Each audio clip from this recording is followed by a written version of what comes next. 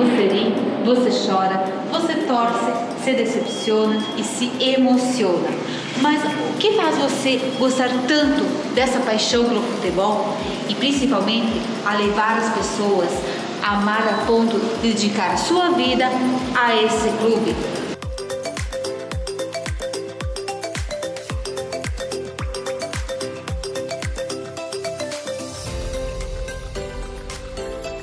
Estamos aqui hoje com o Ney Maidana, presidente da Associação Chapecoense de Futebol, que vai contar para nós um pouquinho por que essa paixão pelo futebol e como que ele chegou a ser o presidente. Olá, Ney, tudo bem? Tudo bem, boa tarde a todos que estão nos acompanhando, Cunhaporã e região.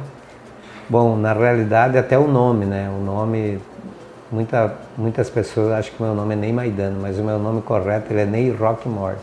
O Maidana foi herança da localidade que eu nasci, que é no interior de Águas de Chapecó. Então, com 14 anos eu vim a Chapecó, com a mudança da minha família, meus pais se mudaram para cá. E eu acabei, o primeiro lugar que eu vim ainda foi para o estádio Indicondá, nem foi para o colégio, né? Porque na época meu pai veio até o estádio para tentar uma vaga na escolinha da Chapecoense naquele ano, foi no ano de 1982.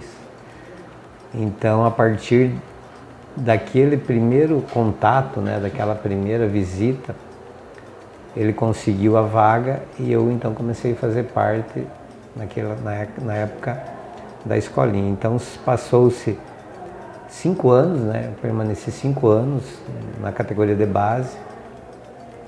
E aí com 19 anos, eu tinha mais um ano de júnior ainda, eu acabei desistindo, porque naquela época era difícil, não tinha salário, né? As condições para o futebol eram diferentes das de hoje.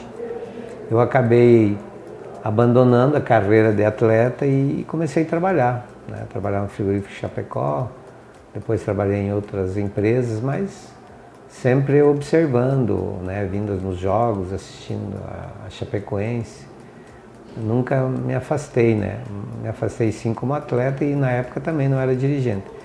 No final de 2006, então, a convite do nosso querido, saudoso, seu Edir Demarco, que perdeu a vida na tragédia, a convite dele eu aceitei, né, o desafio de vir. Na época também, anos difíceis, situação financeira bastante difícil, mas eu aceitei vir junto com ele, mais alguns, na época também Jandir Bordignon, que é outro amigo que infelizmente eu perdi, né, o Chico, que vocês conhecem, o Chico da autoescola, como é conhecido, Osvino Machado de Souza, né? Então eram poucas pessoas que tiravam seu tempo, né, saíam das suas empresas para vir até o clube ajudar. Eu já tinha uma pequena loja de material esportivo e aceitei o desafio e vim junto com o seu Edir, né, ocupando algum cargo, já ajudando, né, no que fosse possível. Logo já na metade de 2007, nós conseguimos o êxito e nos sagrarmos campeão estadual, né, de 2007, onde que a probabilidade disso acontecer era menos de 10%. Mas o futebol é assim, você se entregando a ele com muito amor, com muita disposição, você acaba, né, tendo muitas vezes o êxito mesmo, você não tendo uma estrutura financeira adequada, uma estrutura física. No caso, naquele tempo, a Chapecoense ela tinha dificuldades em campos de treinamentos, no próprio estádio, mas diferente da situação de hoje. Então nós tivemos o sucesso já em 2007. Aí 2008 foi um ano atípico, a gente não teve um ano muito bom. 2009, não tendo candidato à presidência, né, todo mundo alegando problemas particulares, problemas das empresas, que todo mundo era empresário. Eu, o Jandir, o Chico, acabamos aceitando novamente o desafio, e aí sim como presidente. Então eu sempre tive uma visão diferente, né, de muitos empresários da época, que para o empresariado local, a galinha dos ovos de ouro era o Campeonato Catarinense. E eu via o futebol, eu via a estrutura da Chapecoense para ela aumentar só se nós tivéssemos um calendário fechado. O futebol catarinense você joga 6 meses e fecha 6 meses. E um clube de futebol ele não consegue ter uma estrutura melhorando se não tiver uma sequência, se não tiver um calendário fechado. Então, assim que nós assumimos, junto com o Jandir e com o Chico, nós fizemos um planejamento que o grande objetivo era fazer uma campanha razoável no Catarinense para conseguir uma vaga para a Série D, que aquele tempo, acho que foi o primeiro ano, se eu não estou enganado, que entrou a Série D no calendário. Antes disso era direto para C. E com êxito também, nós fomos vice-campeões estaduais e conseguimos o acesso, a vaga para a Série D. E no ano, nós jogávamos a competição nacional no mesmo ano. Então nós conseguimos a vaga e já no segundo semestre nós jogamos a Série D. Demos uma estruturada na equipe, contratamos mais alguns e também tivemos êxito e subimos aquele ano para a Série C. Aí o ano 2010 teve a chegada do Sandro Palaoro, que foi um dos maiores, ou o maior vencedor na história da Chapecoense. Então o Sandro fez parte do departamento de futebol em 2010. O primeiro semestre nosso foi um ano muito complicado, era um time para disputar o título e infelizmente nós fizemos uma campanha muito ruim. E com a desistência do Atlético de Ibirama, nós acabamos permanecendo na elite do futebol catarinense em 2010, devido à desistência do Atlético de Ibirama. Em 2011, então, o Sandro assumiu a presidência da Chapecoense e nós continuamos fazendo parte em outro cargo no clube, né? E novamente tivemos êxito, fomos campeões estaduais, brigamos pela Série B até o final e acabamos na última fase, não conseguimos o acesso. Em 2013, nós conseguimos novamente fazer uma campanha muito boa no campeonato estadual, perdemos a decisão, ficamos vice-campeão, só que nós conseguimos o acesso da Série C para a Série B. Né? E já no final de 2013, daí jogamos o Catarinense, 2014, fizemos uma campanha razoável no Catarinense, só que a gente conseguiu já o acesso da Série B para a Série A, onde a gente jogou 2014, fizemos uma campanha bem complicada, né? A gente teve problemas, até por ser um debutante, primeiro ano do clube na Série A, mas graças a Deus no final nós conseguimos a permanência, nas últimas rodadas nós conseguimos permanecer na Série A de 2015, onde em 2015 novamente nós fizemos uma campanha boa no estadual e conseguimos novamente o acesso, ou permanecer na Série A.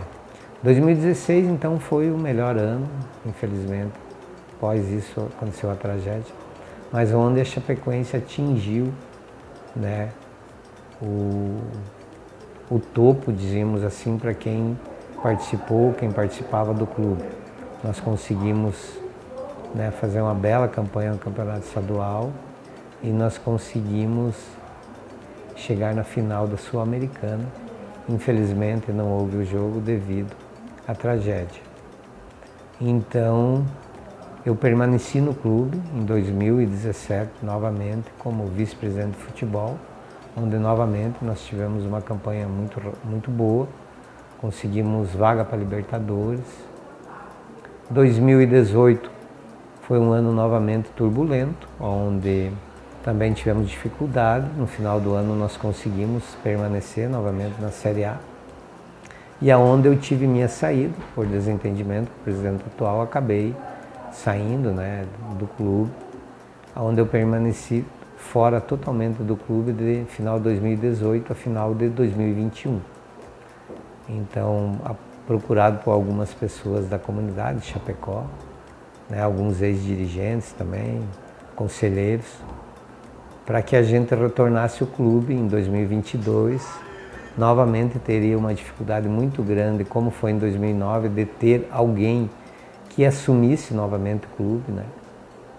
E então a gente chegou novamente numa situação bastante delicada, principalmente na parte financeira, que é o que a maioria dos clubes do Brasil hoje tem a dificuldade.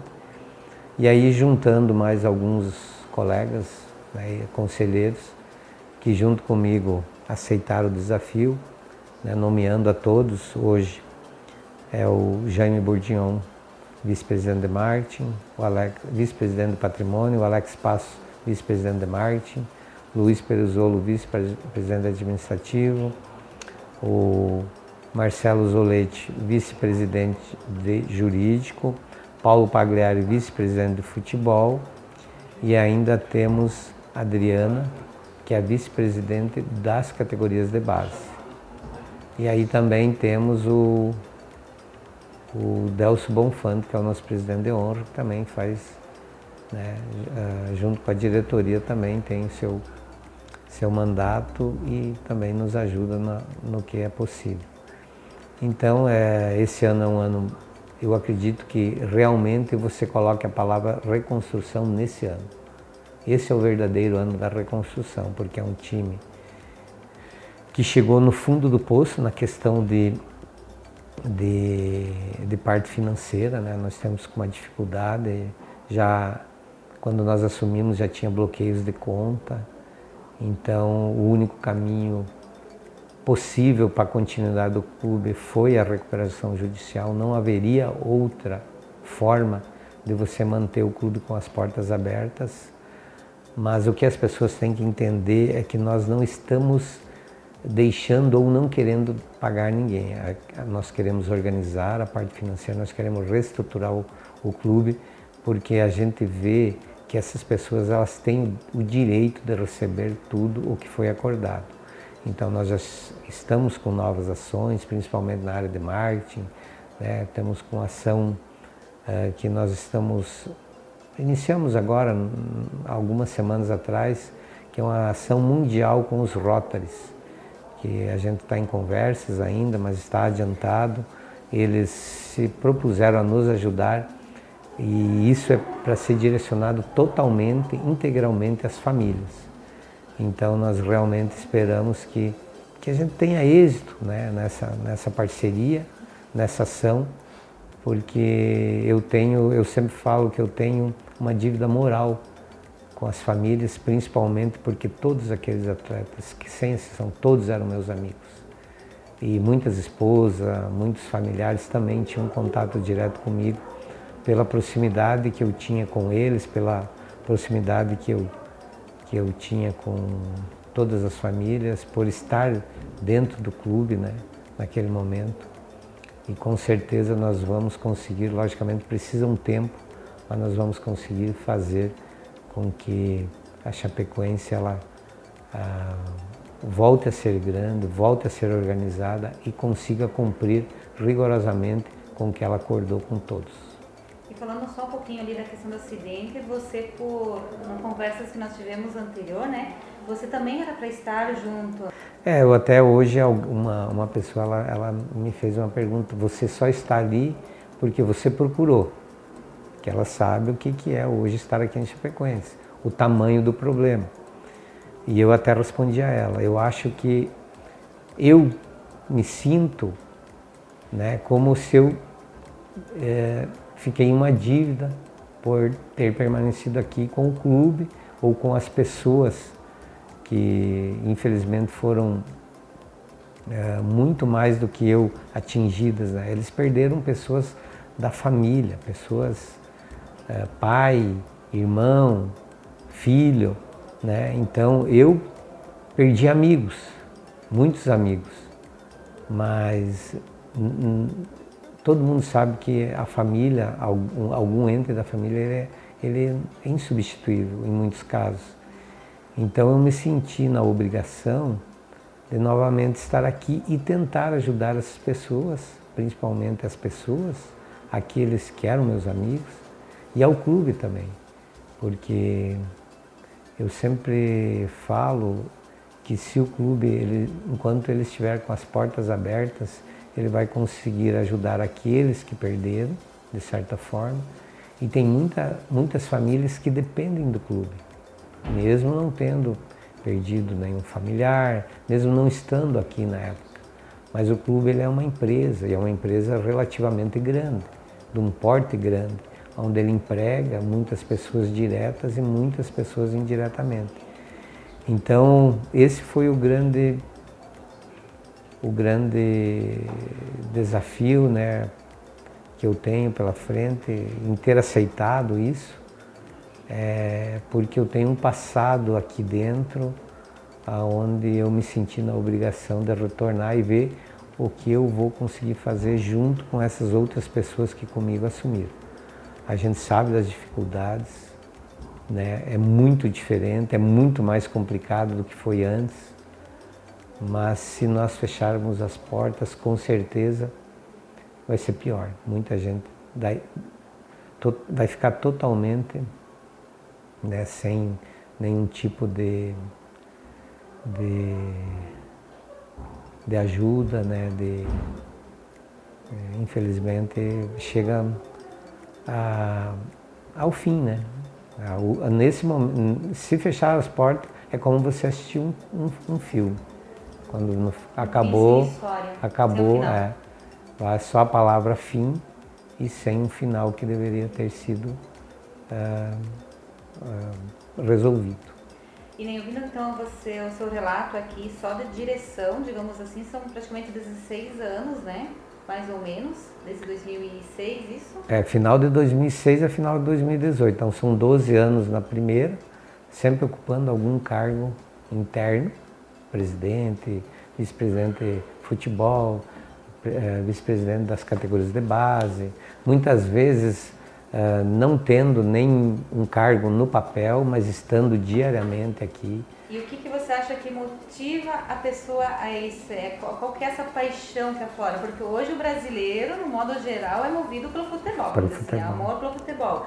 A gente às vezes brinca que a gente ri, a gente chora, a gente vibra, se emociona, se decepciona, mas no final o amor pelo futebol acho que é o que une o brasileiro no modo geral, né? E o que você acha que aflora essa paixão? Olha, eu tenho um problema articular no meu joelho há muitos anos. E muitas vezes, por orientação médica, eu já tive a observação dele, ou o conselho dele, que era para mim parar, porque eu poderia ter um problema mais sério com o decorrer dos anos, que a gente sabe, né? Mas eu sempre falei para ele que eu preferia ter um problema no joelho do que um problema no coração. Então eu sempre fui muito ligado ao futebol desde criança.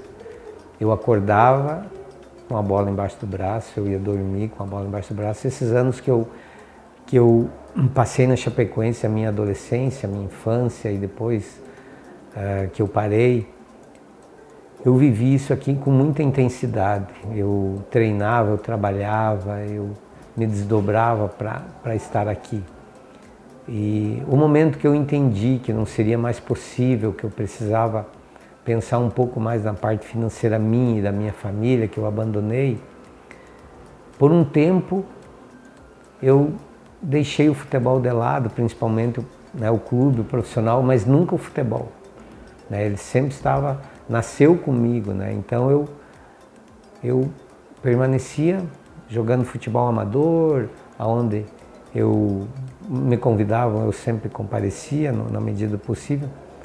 E aí chegou o tempo de voltar, né, que foi final de 2006. Eu não pensei, né, duas vezes, imediatamente eu retornei. E a partir daí eu não consegui mais me desligar do clube, né? Mesmo esses 3 anos que eu fiquei fora, no início foi muito difícil. Eu confesso a vocês que eu permaneci em torno de 3 a 4 meses que eu não conseguia dormir, né? Eu tinha muita certeza que o clube teria uma gestão desastrosa por ter acompanhado a gestão anterior. E eu fui contra a reeleição na época, né? Que eu achava que deveria ter uma mudança. Eu não era candidato, não estava candidato, não tinha cargo nenhum, mas eu observei que o clube precisaria mudar de direção, de rumo. Infelizmente o conselho na época não achou isso, ele entendeu de outra forma. E aí nós só complicamos ainda mais a situação do clube. Então eu fiquei esses 3 anos fora. E como aconteceu na primeira vez, para ser o presidente, ninguém assumiu e novamente, né, depois de todas as dificuldades, foi difícil juntar 7 pessoas, porque hoje são 7 estatutários que têm que preencher os cargos. O 8º com o vice-presidente de honra, o presidente de honra. Então foi difícil você conseguir essas pessoas, mas a gente conseguiu um limite mínimo para conseguir voltar e tentar resgatar o modelo de gestão que nós tínhamos até 2016.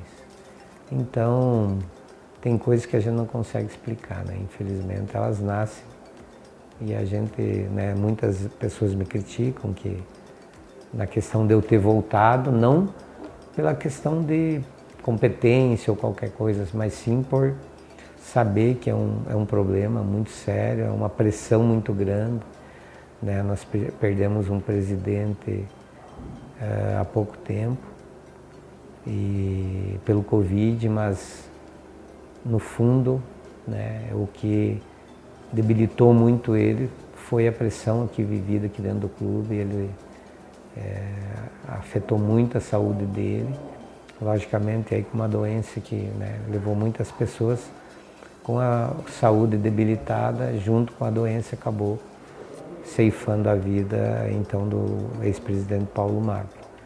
Então a gente sabe disso, a gente corre esse risco também, né? A pessoa, ela é humana, ela tem sentimentos, uma hora ou outra ela acaba baixando a guarda, então eu estou procurando me manter muito equilibrado, né? Muito consciente do que eu estou fazendo, não deixando que nada interfira, né, na minha postura, para que isso não interfira na minha saúde. Até agora eu estou conseguindo, mas a gestão está no início, né? E nem você comentou logo no início da nossa entrevista, vocês, como pessoas da diretoria, que muitas vezes não aparecem, que a maioria das vezes vê o glamour ali no campo, o jogo, né? Vibra quando ganha, xinga quando perde, né? Mas por trás disso tem essas, além dessas 7 pessoas ali que você mencionou, 8, né? São mais pessoas que a gente sabe que são envolvidas para que o time possa estar em campo, e todos vocês também têm as suas empresas, têm suas famílias fora, né? E esse é um lado que muitas vezes o torcedor também não vê, né? Não vê, porque eu cito as 8 pessoas, porque no clube as 8 pessoas elas são estatutárias, então elas não têm salário, nem ajuda de custo. Eu, por exemplo, eu saio pela manhã em casa e volto à noite, então quer dizer, eu larguei a minha empresa para cuidar de uma empresa que não é minha, né? Sem ter objetivo de lucro ou qualquer outro de favorecimento nenhum. Então eu abandonei basicamente o meu negócio para cuidar de um negócio que não é meu. As outras pessoas que estão no clube, todas elas são remuneradas. Então, você tem um objetivo, você tem um trabalho, é como se ela tivesse funcionário de qualquer empresa, né? Mas nós é diferente. Então, todos esses que estão me acompanhando hoje, eles largam o seu trabalho, largam a sua empresa e vêm até no clube diariamente, né, dar o suporte necessário. Cada um procura direcionar as coisas corretas e dentro do seu setor, né? E ocupa a demanda, você perde o tempo, você tem que estar aqui porque você não consegue fazer nada se você não está aqui dentro do clube, né, vendo, ouvindo, né, e direcionando, autorizando, cobrando. E realmente o torcedor, ele cobra o resultado, ele quer o resultado de campo, né?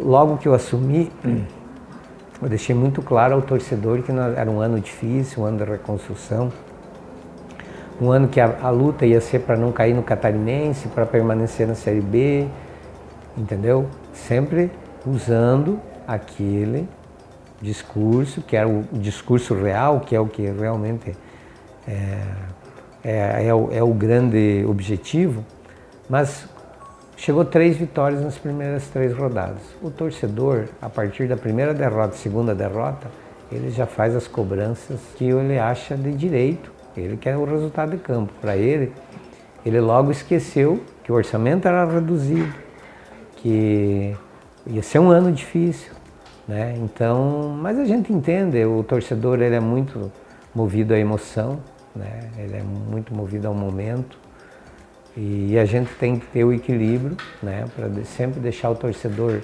orientado, para que ele não esqueça qual é o objetivo que foi desde o início traçado. E aí muitas vezes tem uns que ficam aborrecidos, mas alguns eles acabam entendendo e a cobrança diminui um pouco. Ney, vamos fazer um jogo rápido agora? É a alegria. Alegria é o futebol. Uma tristeza. Tristeza é a derrota. Uma decepção. A decepção é quando a equipe ela perde um jogo sem a luta que eu gostaria que tivesse naquele momento. Emoção. A emoção é estar aqui dentro da arena. E um orgulho? O orgulho é de ser chapecoense. Ney, hoje quais são os projetos que tem dentro da Chapecoense? Hoje são as escolinhas que nós estamos procurando uma parceria, talvez a gente faça uma parceria na escolinha. É muito grande, né, a estrutura da base, então talvez a gente repasse a escolinha, terceirize e mantenha as categorias de base, que a categoria de base hoje são 3 categorias. Lá envolve muitos atletas e muitas pessoas, muitos funcionários, então a gente vai tentar reduzir um pouco para que a gente consiga ter uma atenção melhor no clube, né, para que você consiga cuidar melhor do que realmente é o produto principal e o único produto do clube, que é o futebol. Então, muito obrigado, Ney, por ter cedido o seu tempo, esse espaço para nós, falar um pouquinho sobre esse lado humano que tem atrás do futebol, né? E quero deixar, então, o espaço aberto para você ter umas considerações finais, fazer um convite também, né, para os torcedores ali que queiram comparecer aos estádios, o espaço é todo seu. Eu que agradeço vocês, né? Eu já tive o prazer de visitar vocês lá em Cunhaporã. A gente tem um carinho especial por Cunhaporã e toda a região. O que eu quero deixar uma mensagem para as pessoas é que a gente vai tentar trazer de volta o que era a Chapecoense. A Chapecoense ela sempre foi uma família. Isso não é demagogia, as coisas só funcionaram na Chapecoense a partir do momento que as pessoas tratavam esse clube como uma família. Quando você profissionaliza demais alguma coisa, se torna muito sem carinho, sem amor. E eu particularmente vejo o futebol diferente. O atleta ele não pode ser só treino, jogo. O atleta ele tem que ter um envolvimento comigo, com a diretoria, depois que ele sai do estádio.